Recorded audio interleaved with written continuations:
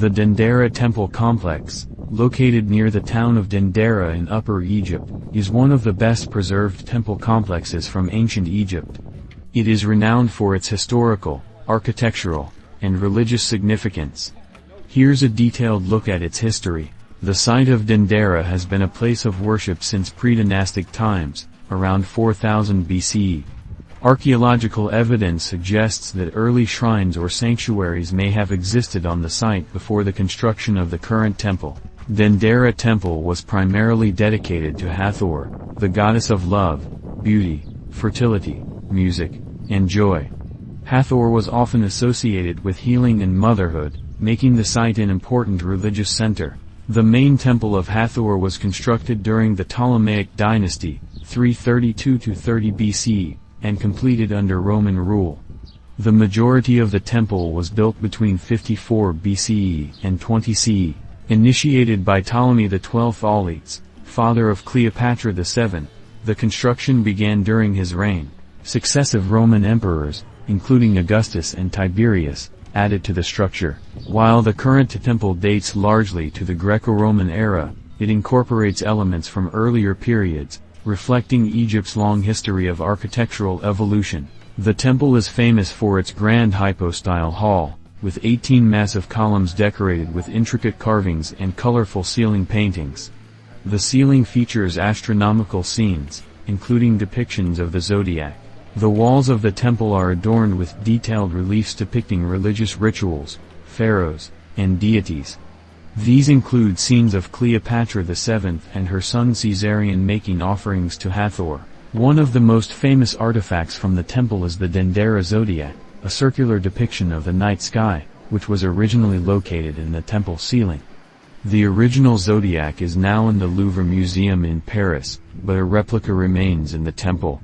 The temple features underground crypts that were used to store sacred objects and treasures. The central sanctuary housed the sacred image of Hathor, which was worshipped by priests and pilgrims. The temple was a focal point for festivals, particularly the annual festival of the Beautiful Reunion, during which Hathor was said to visit her consort Horus at Edfu Temple. The association of Hathor with healing made Dendera an important site for medical and spiritual practices. During the early Christian period, parts of the temple were converted into a Christian church, leading to some defacement of its pagan imagery. The temple complex was rediscovered by European travelers during the 18th and 19th centuries. Early archaeologists and scholars marveled at its state of preservation and intricate carvings. The complex includes Temple of Hathor, the centerpiece of the site, Birth House, Mamazi, a smaller temple where rituals celebrating divine birth were performed, Sacred Lake, used for purification rituals, Sanatorium, a healing center where pilgrims sought cures, Roman Kiosk, a small structure from the Roman period. The Dendera Temple remains a remarkable testament to ancient Egyptian culture, blending the architectural and artistic styles of the Ptolemaic and Roman periods with a legacy that spans thousands of years. The columns in the Dendera Temple, specifically in the Temple of Hathor, are a marvel of ancient Egyptian architecture and craftsmanship. Their construction and decoration reflect the religious and symbolic significance of the temple.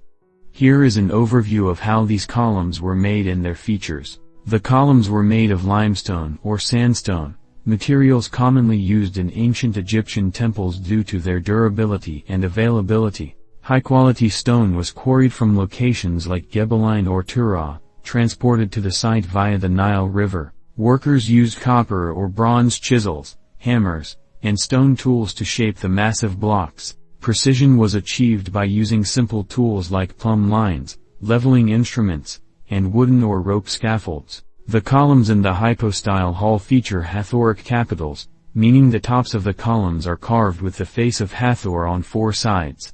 Hathor is depicted with her characteristic headdress, cow horns and a sun disk, and a serene, benevolent expression. The shafts of the columns are rounded and often fluted or decorated with vertical grooves. They symbolize palm trees, papyrus stalks, or lotus plants, reflecting the connection to the natural world and the idea of regeneration. The columns represent the primordial swamp from which creation emerged,